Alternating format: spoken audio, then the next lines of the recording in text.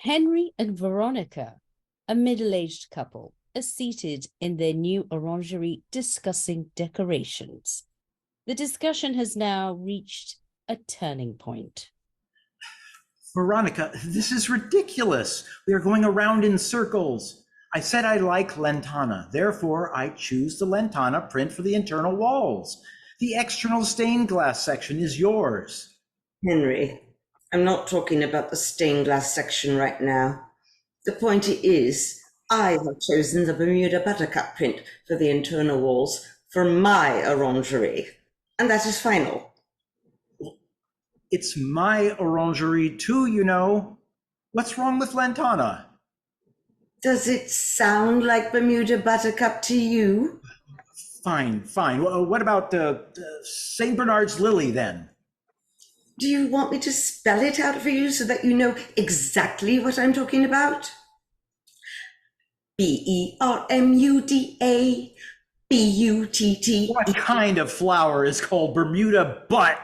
I didn't know Bermuda had a butt. That is certainly a grand physiological challenge. I'd like to see this butt. Perhaps the cartographers are hiding it and instead they've been calling it a triangle all this time.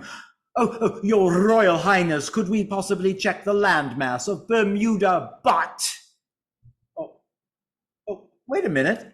Wait a minute. You're actually sitting on it.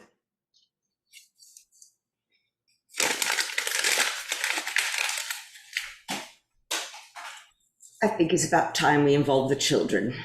If we can't come to an agreement, they should be included in this discussion. Anthony and Mona are very busy people. We can't contact them unless it's an emergency. They specifically told us that, remember? I think we can class this as an emergency. Besides, we haven't seen them for the last 4 months, so this could be the perfect opportunity to invite them over. You'll end up leaving messages anyway, so what's the point? I left them 2 messages and they haven't returned my calls yet because they're very busy people. Ollie, remember what I said to you about your superficial veins on the side of your head? No need to be emphatic with loved ones, or the ones you pretend to love. That clearly affects your ability to be an obliging human being. Plus, I don't like it when you behave in this way, as you remind me of your elderly father. I've asked you many times not to compare me to my father. He's always been rough around the edges. You know that. Fine. So, I was also thinking about Scarlet Pimpernel prints in between the Bermuda Buttercups. Would be a great eye-catching contrast. In my opinion, Lantana in between coxcomb prints would be a better contrast. You mock me again. Oh, how self-absorbed some people are. My darling, please allow me to enhance your perspective. We dated, we got drunk, you got pregnant. Anthony was born early, we got married, then had Mona. I bought this house, then we extended this house because I got a promotion at Petrochemicals and the kids needed more space. You attempted to take care of the kids, lost them twice in the supermarket, and I found them. Then they grew up, went to college. I paid for their education. Anthony became a mechanical engineer and Mona became a banker.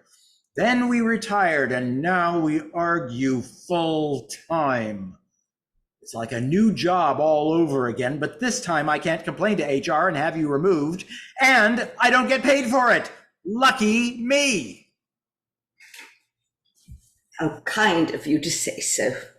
Darling, you forgot the part about us having a lot of sex after the kids left home. That was such a delightful pleasure. Even though you gradually became annoying, I didn't really thank you for the whole experience. Thank you so much, darling. Those sex toys were very titillating. My prolapse was totally worth it. It was the worst experience of my life. That's a bit mean. On this rare occasion, I've complimented you. You should appreciate it. Felt like a shipwreck almost every night. Once you did exactly what I told you.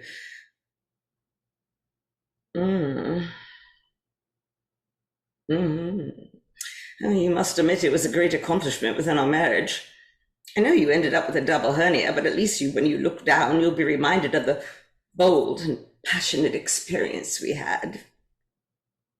If I could have run away, I would have. Wow, those leopard print handcuffs were very useful. Those frozen peas were my savior. When Anthony visited, he was mortified. I forgot to hide those titillating items. What? He knows about the shipwreck experience? Dear God, Veronica, why didn't you tell me? You said you'd be careful and the kids would never know. Oh God, I feel extremely embarrassed about it right now. I was very embarrassed too, especially when Anthony came into our room searching for new batteries to fit inside our hallway clock. The moment he knocked and walked in, he walked straight back out again after seeing what was on top of the bed. I was about to put them away, but he stopped me in my tracks. I became quite anxious. For the rest of the day, I had on and off palpitations. That means Mona knows as well? They don't have time to talk to one another, so I'm sure he'll keep it to himself. Or maybe he's already told her, and that's probably why they don't visit us as much as they used to. I don't know about that, but as we're all adults, we will all naturally learn from our embarrassments.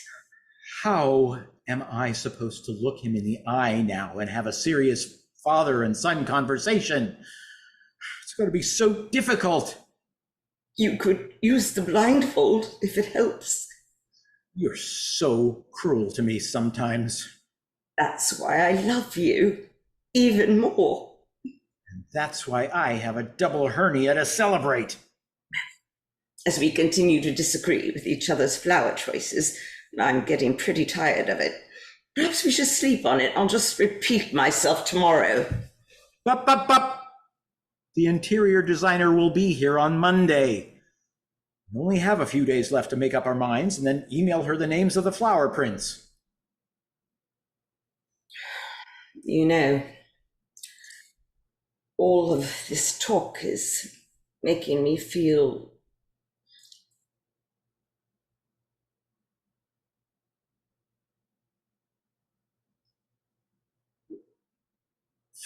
Feel what? all of a sudden I've stopped thinking about the flowers and the prints and the orangerie's internal walls. Ow. Are you having some sort of allergic reaction again? Is your tongue swelling up? Oh, darling, it's definitely not an allergic reaction.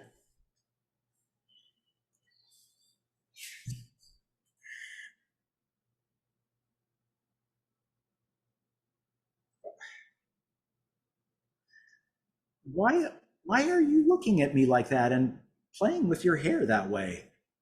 We could always continue this discussion afterwards. After what? Are you referring to dinner? Never mind. Remember our almond blossom period? We had that print all over our bedroom wall. Yes. I hated it. I still strongly believe it helped with our lovely Mona's creation. Thankfully, we got rid of it. So sad that we didn't have a third child. I get it now. Is this what it's all about? Almost every argument somehow leads up to this issue about not having a third child. I'm sick and tired of it. Another sibling for Anthony and Mona would have been a good thing. It would have been just like me and my siblings.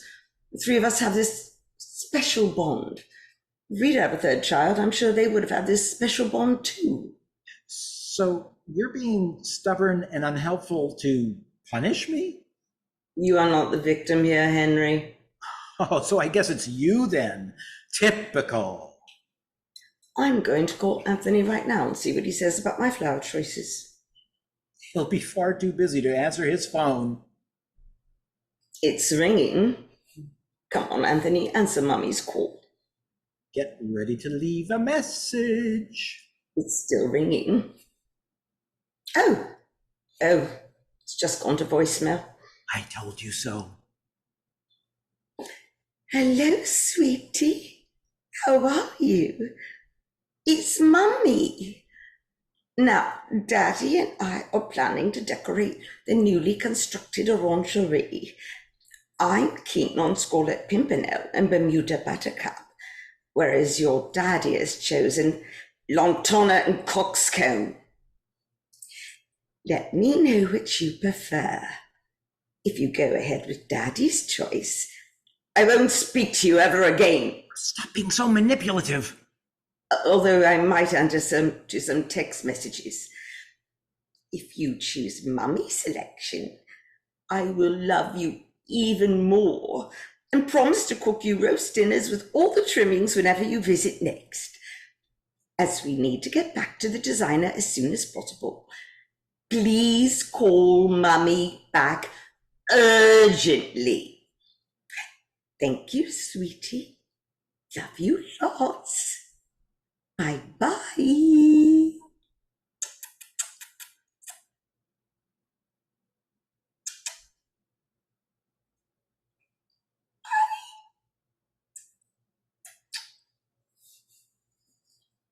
Why did you have to do that? I just asserted my familiar democratic right. Well, by manipulating your son? No, I didn't do that at all. Oh, what would you call it then? Spreading the blossoming love between us. Oh no, it's Anthony's ringing me now. Done. I leave a message for him and he calls you instead. Hello, Anthony. Oh, yes, Mummy did leave you a very long message. Oh, you haven't listened to it yet? You want the short version? Oh, that's fine. I'll fill you in. Mummy and I are planning to decorate the newly constructed orangery before your arrival. I'm keen on Lantana and Coxcomb, whereas your Mummy has chosen Scarlet Pimpernel and Bermuda Buttercup. Which would you prefer? Bearing in mind, I won't take you fishing next time you come round if you choose Scarlet Pimpernel and Bermuda Buttercup. Did you have to say that?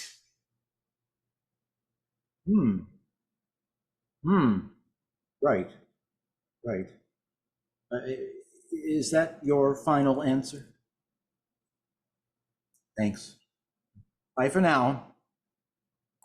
So, what did he say? He said we need to act like responsible parents and not like little children. Are you making this up? No, he really did say that, and he made a suggestion for the internal walls. You mean he went for my Scarlet Pimpernel and Bermuda Buttercup design? He said we should consider cacti prints, as that would perfectly encapsulate our marriage. I'm not so sure how to take that. Cacti? Now look what you've done. My son thinks I'm married to a prick.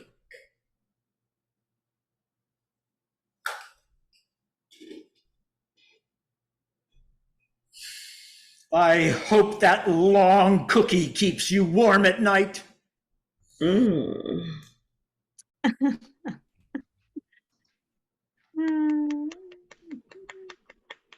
it again, Tasman.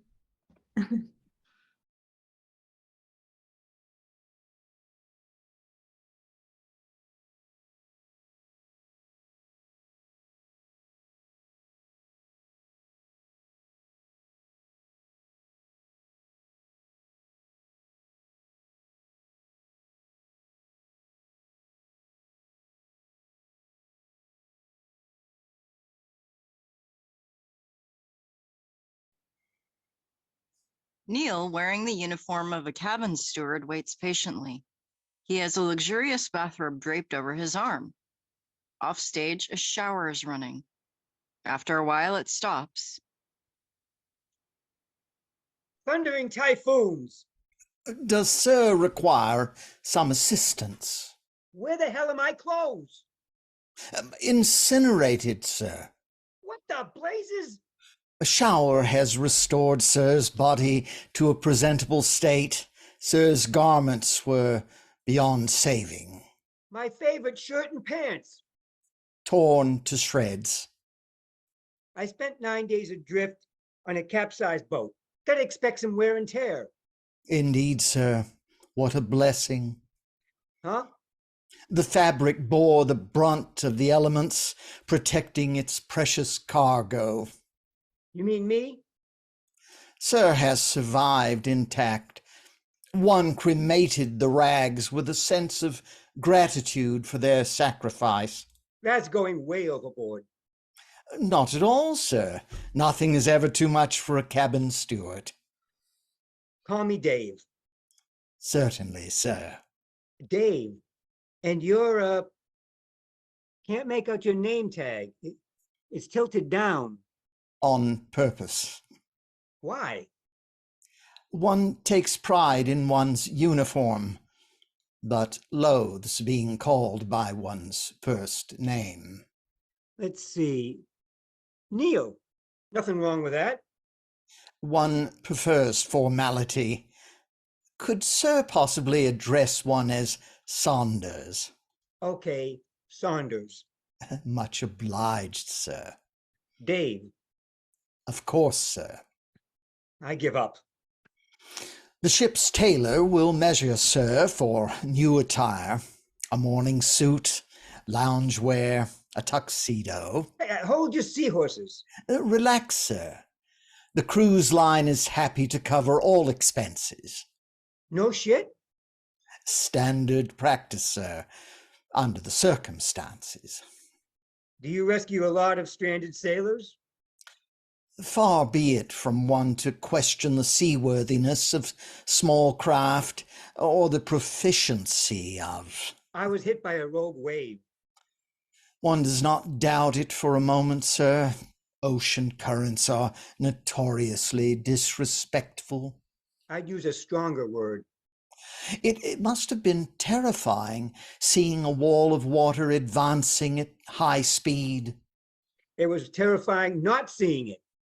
Even more terrifying, the disaster happened at night in pitch darkness. Another blessing, sir. How do you figure that?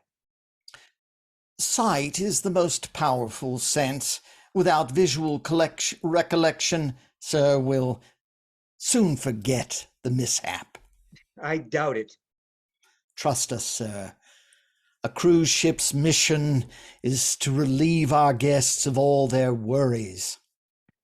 So, can I get a bite to eat? Our master chef is busy preparing a meal for Sir's delectation. Tell him anything will do after a week of rainwater and raw fish. Madame is sensitive to Sir's dietary requirements. She will restrict the seafood platter to eels. Great, I think. In the meantime, may I assist, sir, into our finest robe? Sure.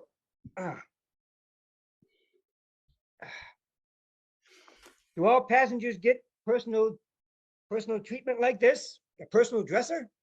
Oh, unfortunately, we're not Downton Abbey yet, sir. Guests only have their own butler, not a valet. How come I'm getting special treatment? Sir is a special guest. A non-paying one. For those of us devoted to service, money is never a factor. Oh, don't give me that. One begs Sir's pardon. All this polite shit. You're just angling for a bigger tip, aren't you? Our company operates a mandatory system. A what? Gratuities are pooled together. All staff receive an equal share. But you're super helpful. Wouldn't you earn more of your own tips? A limited number of guests are equally generous. We find this system the most profitable. So it is all about the dough. Not while we're on duty, sir. Just as well, because I'm flat broke. One is sorry to hear that, sir, and rather bewildered. A poor passenger must be a novelty here. One thought sir owned a yacht. An old dinghy on its last legs. Ah, I tried to sell it, but no takers. may one ask, was the boat insured? Yeah, from way back when it was worth something. Then sir can expect a decent payout. Nope, no chance of a windfall. Surely the policy covers an accident. Not a capsizing. Once the boat's righted, it will be good as new or bad as old. Sir must be wishing it had sunk. If only, but this isn't my lucky day. Ah, it is, sir. Rescued by a cruise ship, weighted on hand and foot, and the pièce de résistance. Neil opens the door and wheels in a large table with a lavish banquet. Oh, blow me down. A feast fit for a king. Dig in, sir. Okay. One trusts the meal is to sir's satisfaction. Top notch. The chef will be thrilled. Try the eel surprise, her specialty. Surprisingly delicious. Have some. Staff are not permitted to dine with guests. All the more for me. One savors the pleasure of watching sir eat. Savor away. To enhance the experience of a feast fit for a king, His Majesty must be crowned. Neil lifts Gosh. up a food dome and picks up a crown. Shiver my topsails. May one? Go for it. Neil crowns Dave, who continues to stuff his face. Sir is a sight to behold, a regal gourmet of gastronomical proportions. Oh, I need to slow down. Maintain the momentum, sir. Better take a break. Are sir's arms tired? A bit. Perfectly understandable after a strenuous ordeal at sea. Allow one to spoon feed, sir. Stop. Stop. One's mother says always finish what's in front of you. I can't.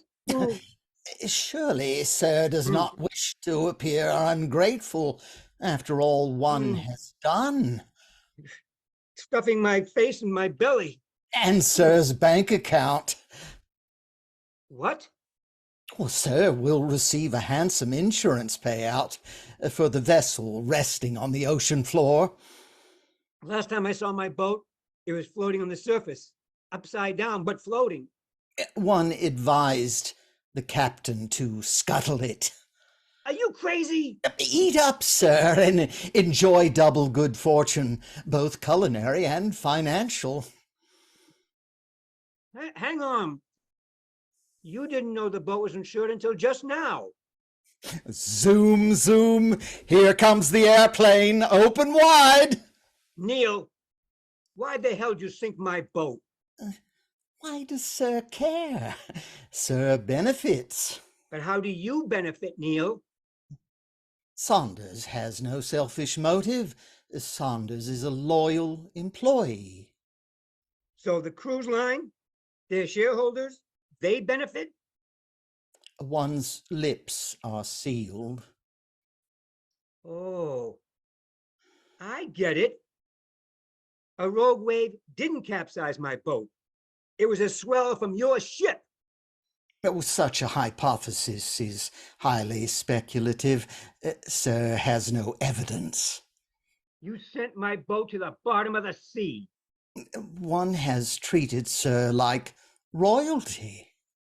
Like Henry I. Who? Medieval king of England. His official cause of death was a surfeit of lampreys. One is not familiar with the word. Eels, Neil. He died of overindulging in eels. What a coincidence. You tried to kill me to save your cruise line's reputation. Don't be ridiculous. The Michelin Guide raves about Madame's eel surprise. Yeah, let's see how you like it. Stop! You're into helping and service.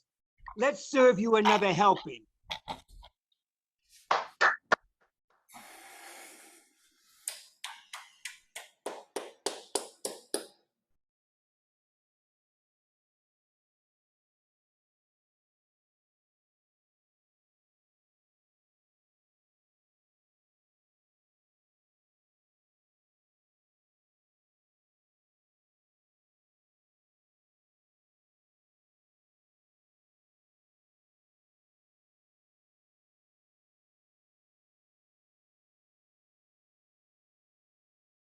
Interior office, afternoon. A crucifix hangs on the wall. A middle-aged woman and a priest having a face-to-face reconciliation discussion, in other words, a confession, in his office. I try so hard not to get angry, but I do every day. My daughter's going through this bratty phase. She seems to hate everything, including me. How old is she again? She'll be 13 next week. I know it's a difficult age. I was awful when I was in my early teens. I guess it's karma. No such thing as karma. Oh, sorry, it was a joke. Has Sophia started menstruating yet? Why? I'm sorry, is it a secret? No, not a secret. Yes, she had her first period last month. I'm relieved. She was so anxious because most of her friends got theirs when they were 12. Girls want to grow up so fast. Is she dating yet? She's 13. Some girls date at 13. Oh, not my daughter. She's allowed to get together with boys and girls in groups, but no dates. Does she have a crush? Is she texting boys? Or girls for that matter? She's straight as far as I know. She talks about boys she has crushes on, but she says they don't notice her. Perfectly fine with that. There's plenty of time for guys to find her attractive. If they think she's too nerdy at age 13, good. Just started menstruating, frustrated desire. I can see why she's acting out. The hormones and the commencement of sexual feelings may make a powerful combination. That's sometimes hard for these girls to cope with. I trust she's not taking drugs or drinking. Oh no, she's pretty much a homebody. She just has a couple of friends, and they're good girls, not the popular party kids. Thank God. If she's such a good girl, why don't I see her at church? She doesn't want to come, and I don't want to force her. She's going through a skeptical phase. Is she an atheist? An atheist? That's an awfully strong word. She's just not interested in religion. My ex-husband is agnostic, so it could be some of his influence. When did she start losing interest in religion? A few months ago. Not long before her first period. Yes, what does that have to do with it? Well, like I said, hormones. There are few things more dangerous than the hormones of a teenage girl. Oh, really? What about teenage boys? Oh, yes, of course. But in boys, the results are more overt. In girls, they're insidious and less noticeable. So it's harder to catch the problems in time. I don't know. You don't trust my insights? I mean, no disrespect, Father, but you're a priest, not a medical doctor. Let's drop the subject then. Any other slips you want to discuss? No. Sin and of anger and pride in dealing with my daughter is the main thing. 10 Our Fathers and 10 Hail Marys 3 days and practice the art of patience. Je te absolvo. Amen. Thank you, Father.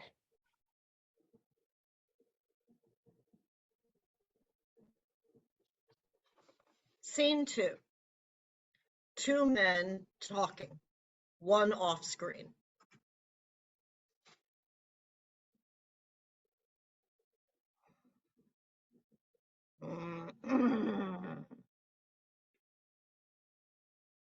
I know what you're thinking. She's the one. She's the candidate. You love your euphemisms, don't you, Pops? Father. 6 of 1, etc. So, why the kid? There is no creature on earth more corrupt than a girl entering puberty. You can't break what's broken. The Virgin Mary entered puberty. Was she corrupt? Oh, I would dispute that. There was nothing sexual about her. Her hymen was never broken, but not even during the miraculous birth of Christ. So she had a cesarean section? Jesus emerged miraculously with no damage to the Virgin's body, with no pain, no blood, no afterbirth. Her vagina remained pristine until she ascended to heaven. Now you're talking about the holy vagina? Man, you're horny as hell. Go jerk off, Father. We need your balls empty for what's ahead. You're sick. You're expecting Mr. Rogers? Hey, where are you going? To prepare. I'm telling you to jerk off first. Hey! He never listens. Conclusion. Very dark.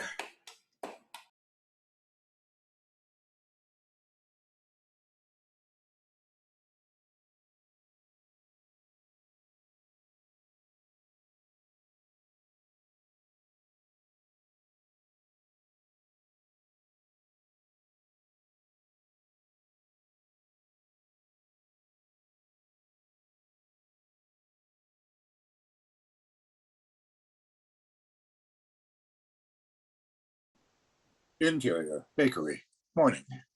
Detective Green, 42, male, moves behind the counter and stops at the cash register. Was any money taken from the register? Noelle Boucher, 35, female, dressed in jeans, a white blouse, and apron covering most of her front, sits at a small cafe table. Noelle doesn't react right away. She slowly turns her face toward Detective Green. Sorry. I haven't checked. No? No, I didn't have time. When I got here, the alarm was going off and the police were already here. And then you came in. Could you check now? Sorry. Yeah, sure. Yes. Noelle slowly rises up from the table and moves behind the counter. She pauses in front of the register, presses a key, and the cash drawer slides open. Anything missing? Noelle looks down. She picks up several stacks of bills and briefly thumbs through them, placing them back in the drawer. No. Mrs. Hall, female, 38, enters the front door and hurriedly steps to the counter. Are there any goat horns? Sorry, Mrs. Hall, we haven't had a chance today. Oh no, it's our anniversary. And I was really hoping to have some for tonight. They're my husband's favorite. I'm so sorry about that. Not as sorry as I'm gonna be. Mrs. Hall quickly leaves. Detective Green gives Noelle Boucher a quizzical look. Noelle gives him a quick smile. Are we almost done? Detective Green pauses in front of a shelf stacked with baking ingredients. Everything is neatly spaced on either side of a noticeably empty space. No cash missing. Is anything missing? I'm not sure. I haven't had a chance to do an inventory. He turns toward the back entrance and moves to the back doorway. He opens the door and looks down at the floor. He kneels down and picks up an object from the floor. He sniffs it, then looks over to the counter. Mrs. Monroe, female, 40, enters and rushes over to Noelle Boucher. Noelle, please, may I get a half dozen of the goat horns? Oh, I'm so sorry, Mrs. Monroe. We're not up to speed yet. Can I offer you something else? Perhaps some brownies? Mrs. Monroe leans in toward Noelle Boucher and whispers. Are they as good? Do they work as well as the goat horns? I am afraid they do not. Then no, that would be useless calories without the benefit.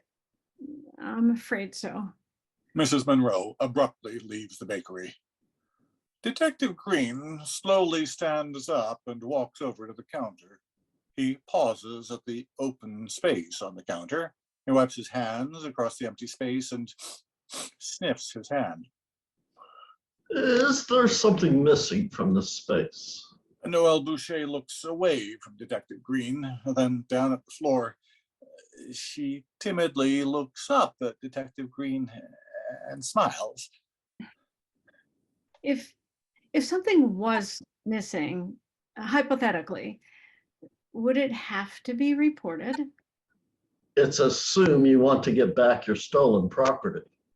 And if I don't desire to get back the property, then there's no need to report it, correct? But there has been a break-in. The first on the scene will be making a report. I've arrived.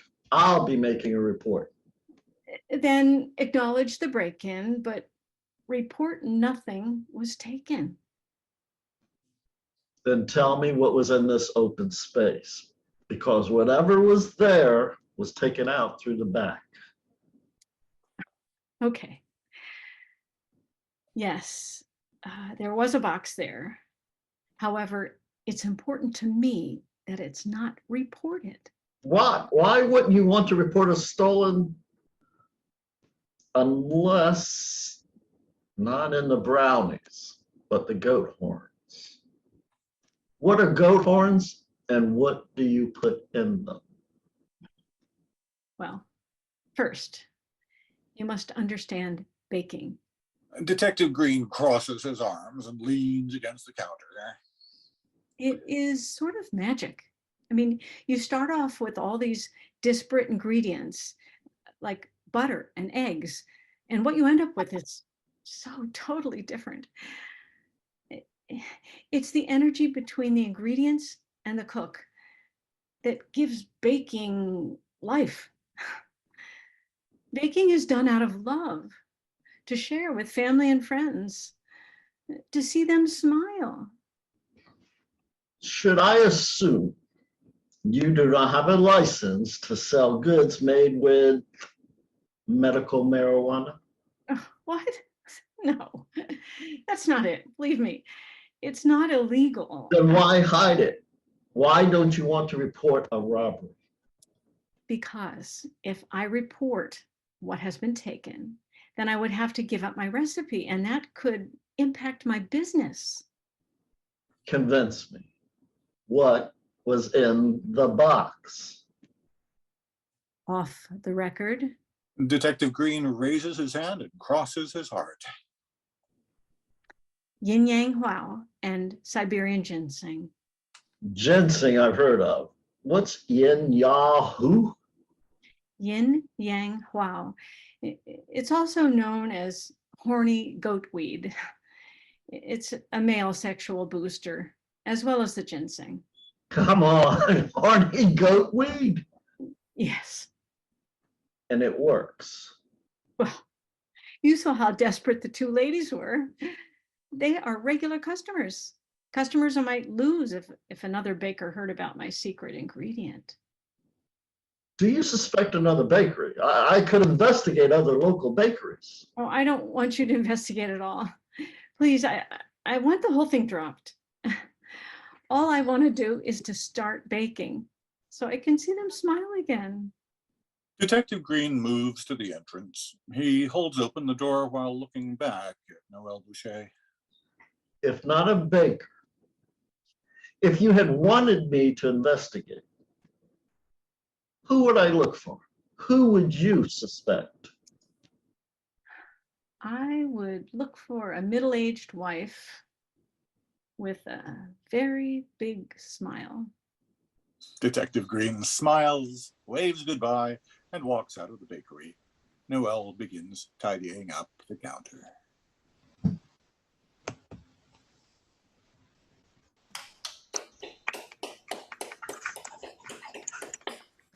Great job. Thanks for sticking around, everybody. Jeez. For Leslie, Bravo, Leslie. I just, Hi, Leslie.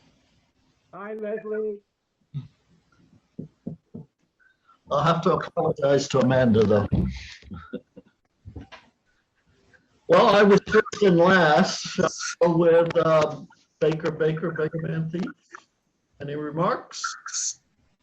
Very well done, Stephen. It was your piece, wasn't it? Yes. Yes, well done. I was That's like, very funny. oh, I am very much enticed with those pastries in the back. I've saved Where it. did- Oh, where I'd did like you one of find out those about those? pastries in the back. Sorry. But yeah, How did you, it rolls Eve, really how did you well. find out about those? The dialogue was really good. You know, there were layers, and I was thinking, where is this going? And I was like, okay, there it is.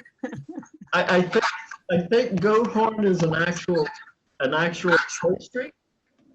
And I did some research on herbal remedies, and the goat wheat came up. It was sort of a match. Ah, So I just made, of Intriguing, yeah. course, after this goes on YouTube, someone else might come up with a pastry. There you go. Your secret is out, Stephen. Oh, no. But great work. Well done, Susan. Be on Well done. Amazon. I'll get no money. I love the ending. Classic. What was that? Classic ending. Oh, good. It was a nice start for the new year. I'm glad everybody came back and were able to go through again. are we gonna do a discussion? Are we going to do what? A discussion of the plays? We're doing it now. Oh, when you said a nice start for the new year, thank you, everybody. I thought you were ending it. Sorry. No. Would have been funny. And we can go on to the flowers. That was I enjoyed it. Well done, Michelle. Well done, Mark. Great chemistry. And you know, you put in your little, well, what I imagined to be, or what you imagined to be the characters' idiosyncrasies. So really well done. And you know, great couple, you know, Yeah. full-time arguing. Well done. Getting the kids involved and the kids telling you to grow up. And I liked a bit about the double hernia.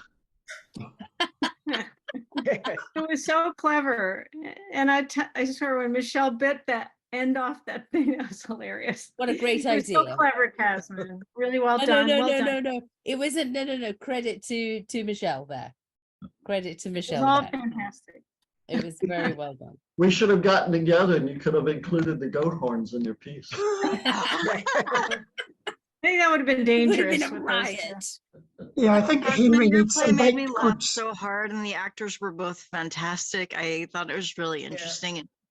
And their marriage is a little bit like my roommates, and then they started talking about hernias and prolapses, and I was like, no, this is awful.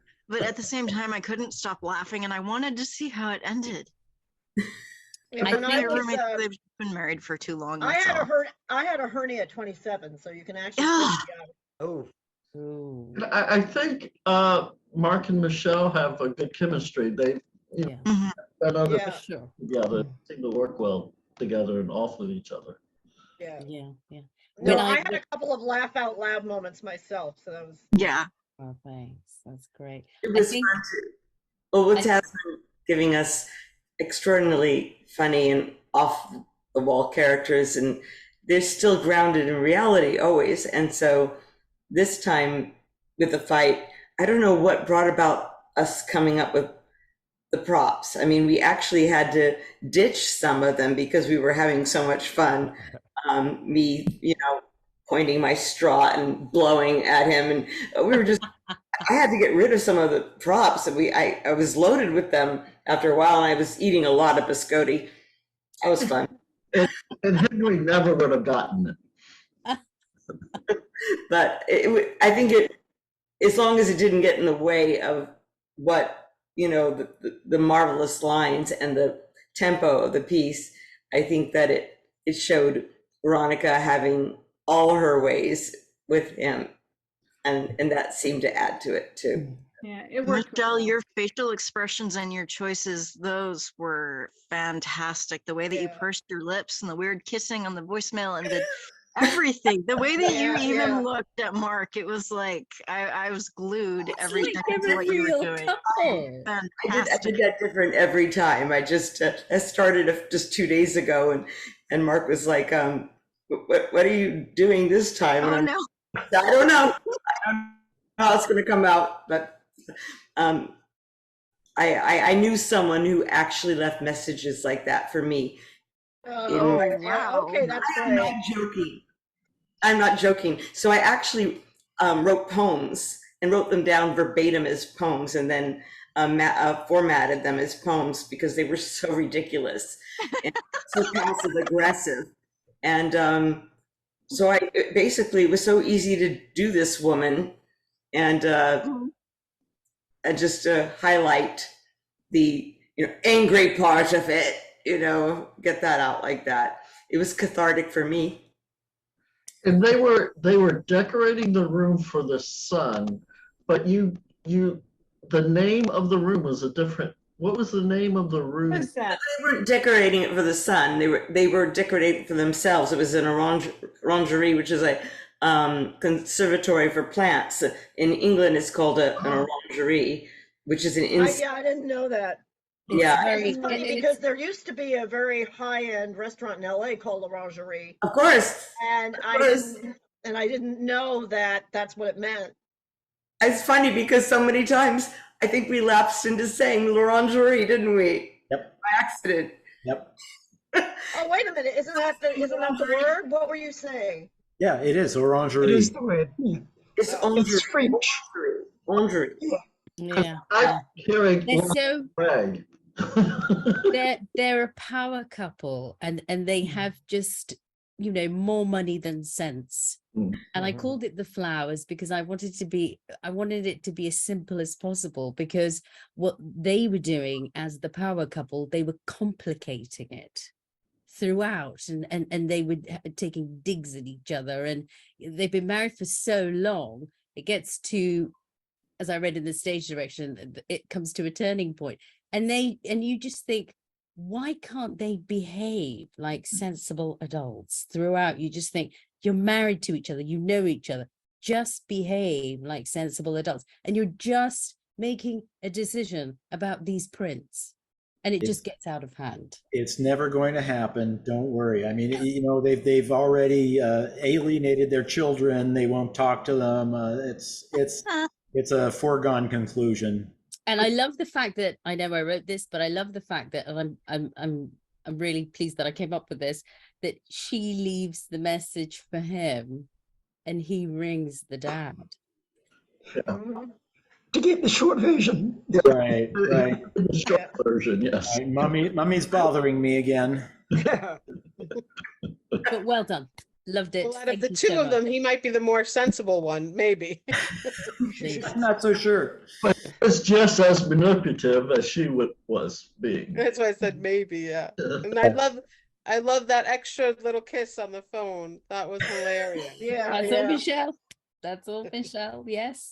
Well done. I think she got Veronica down to the last letter. I think it was. I mean, I wrote it, and I was having all this going on in my head, but now seeing it, and the flowers is number 186 of 365. Yay! Smack in the middle. For sure, the son's going to suggest forget the wallpaper, just paint it white. I was waiting for that. And he said, cactuses because it's your marriage. And I was like, well played, young man, well played. And as soon as it got to the bear in mind, I won't take you fishing. They're both in on it. That poor child, a grown man, Yes. doesn't, you know. The child is the adult one. Yeah. It was Yeah. fantastic. It was really fantastic. Well done. Well done. It was great fun. Thank you, Jasmine. Yeah, thank you. Pleasure. Thank you, Desmond. So our third was Fit for a King. Yeah, this is the cruise ship one, yeah?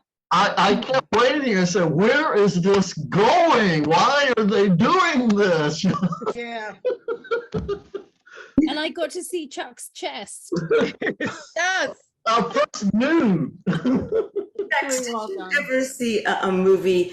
I don't know if it was The Assassination Bureau with Oliver Reed, but there was a movie where Robert Morley was forced to eat his own poodles to death. Did you ever see that film?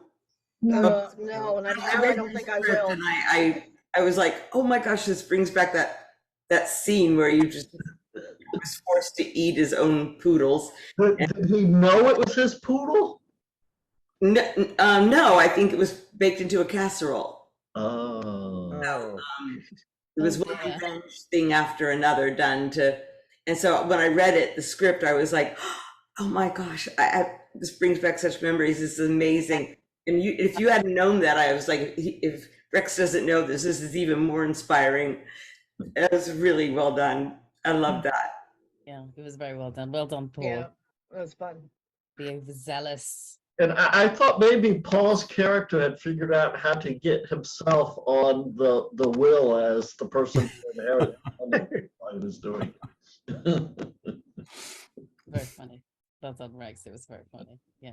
Yeah, this is one of those plays that was a result of prompts from a theatre. So it had to be set on a cruise ship, had to feature a crown, and it had to reference Hansel and Gretel. So that's where the force feeding How comes to from. reference what? Oh. Hansel and Gretel. Oh, okay. Oh. Wow.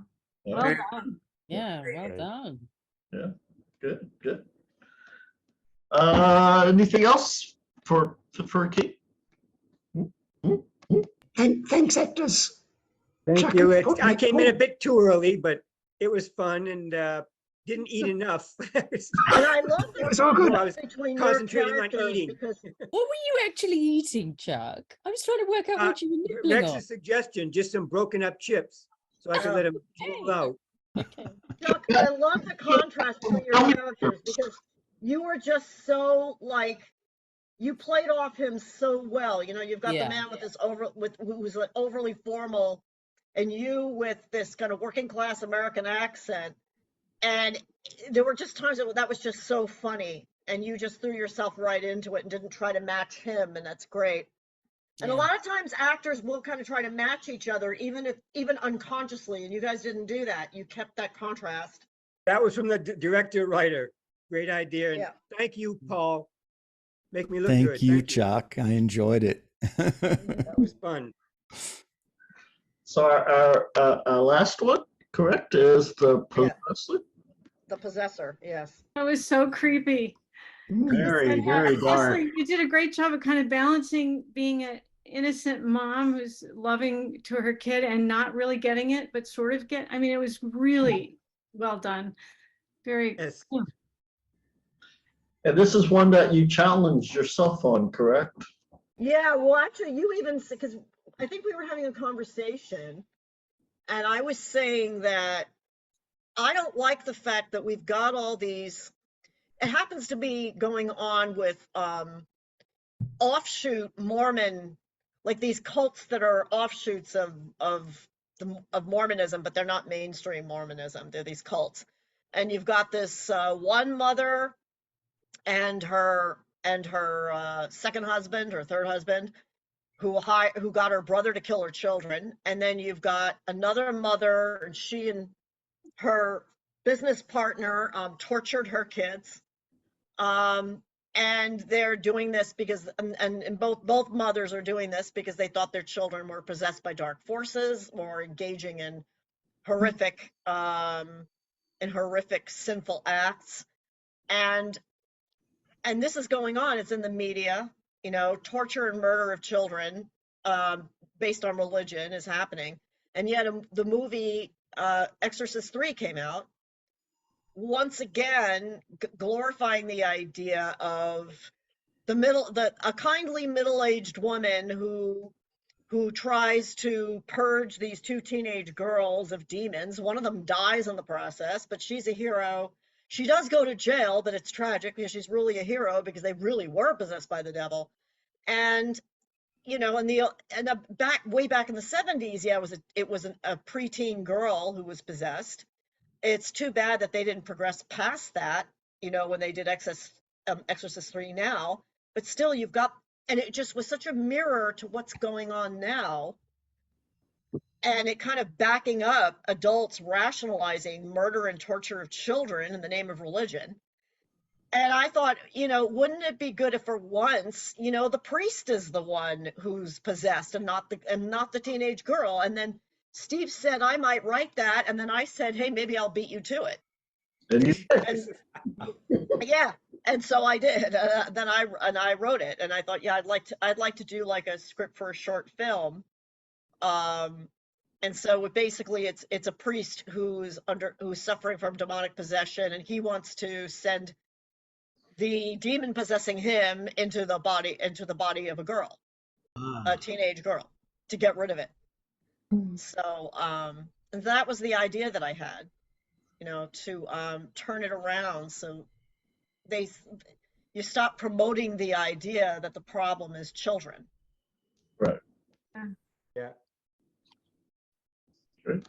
But priests don't really have a pristine record anyway, right? So. Right. No, and I mean it's not just, and the church has largely abandoned.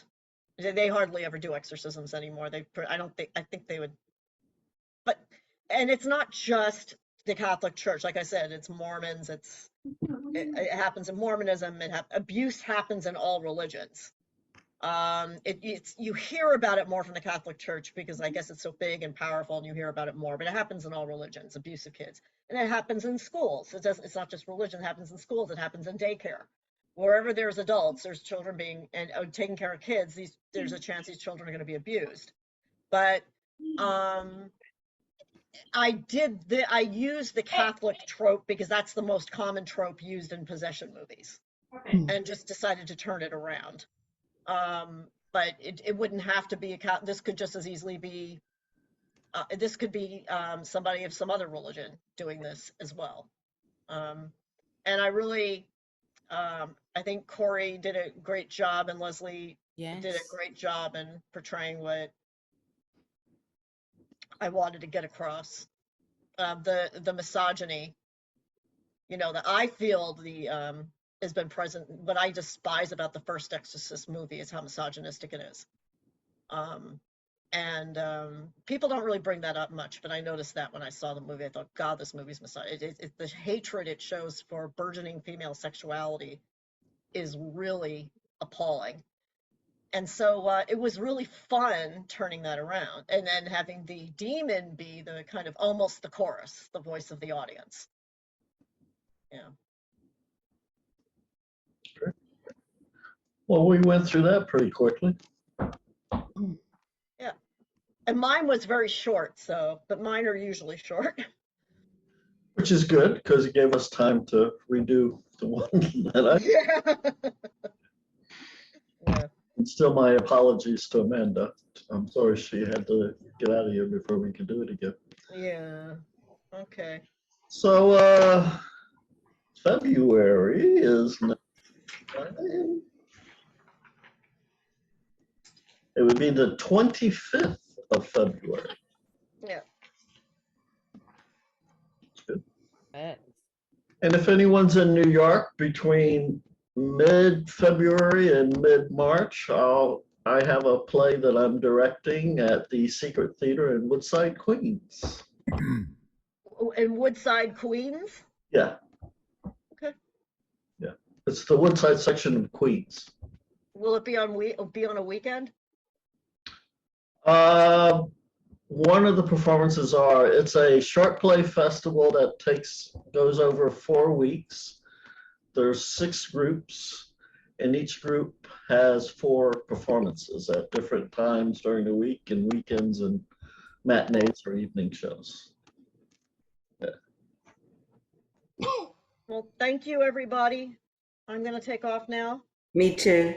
Thank you. It's a pleasure. Same here. Thank you for having me. I'll Thank see you for a soon. wonderful evening. Thank you. Thank Great. you. So Bye. much. see Thank- everybody. Michelle, Thanks, Stephen. Stephen. Bye, everyone.